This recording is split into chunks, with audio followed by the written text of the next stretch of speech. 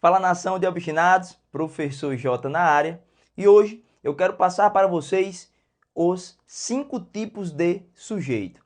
E eu sei que você já teve alguma dúvida ali entre o sujeito oculto e o sujeito indeterminado. Então, se você quiser se livrar desta dúvida, assista a este vídeo até o fim. Olhem só.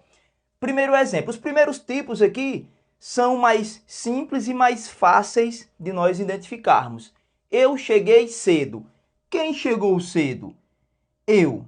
O sujeito está expresso? Sim, temos aqui visivelmente o pronome eu. Quantos núcleos existem? Um.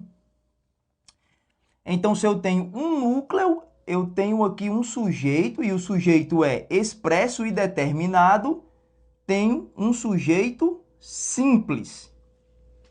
J e Elaine chegaram. Quem chegou? J e Elaine. Percebam que aqui eu tenho J e Elaine, termos da mesma natureza. Quantos núcleos?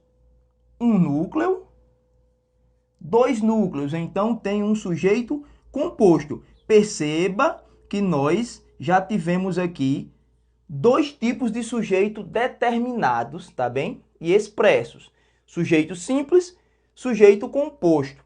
Havia alunos na sala. Pessoal, o verbo haver, quando estiver com o sentido de existir, ou seja, existiam alunos na sala, é um verbo impessoal e por essa razão a oração não possui sujeito.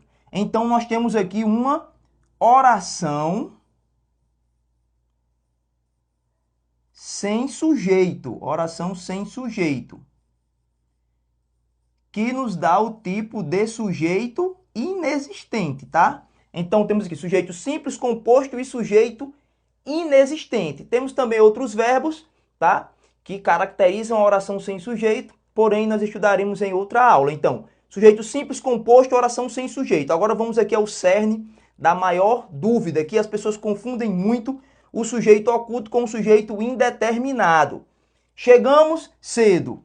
Pela desinência do verbo, qual pronome caberia aqui? Chegamos cedo. Quem? Nós. Então perceba que o pronome nós está escondido na desinência do verbo. Nós chegamos cedo. Por isso que nós chamamos de sujeito oculto ou desinencial, ou ainda elíptico. Então, temos aqui um sujeito escondido no verbo. Ele não está expresso. É determinado, mas não está expresso. E quais são os pronomes que podem se esconder no verbo para que nós tenhamos uma oração com sujeito oculto?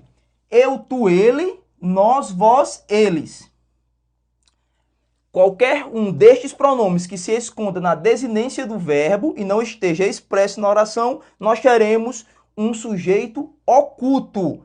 Eles não, tá? Por quê? Porque eles, quando o verbo estiver na terceira pessoa do plural e não estiver e o pronome não estiver expresso na oração, o verbo aceitará o pronome ele, tá? Eles, aliás. Então nós poderíamos colocar aqui eles. Eles chegaram cedo. Agora, lembrem-se, o pronome não está expresso na oração. Eu só coloquei ali para que vocês identifiquem que o eles, tá, caberá com o verbo na terceira pessoa do plural. E por que que esta oração possui um sujeito indeterminado? Sujeito indeterminado. Por quê? E aí vocês me perguntam, professor, por que somente o pronome eles que encaixam, que diz que o sujeito é indeterminado?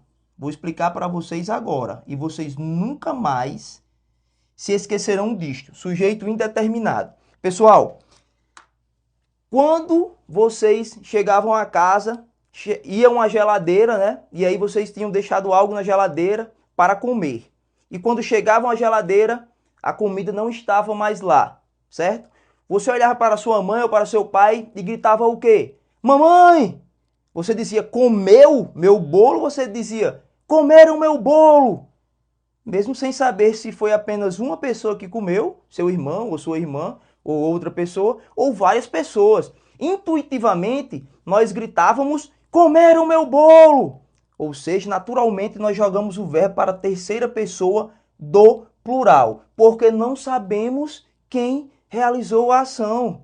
Se você chega e deixa seu celular em um local, vai, e quando volta, não está mais lá, o que é que você diz?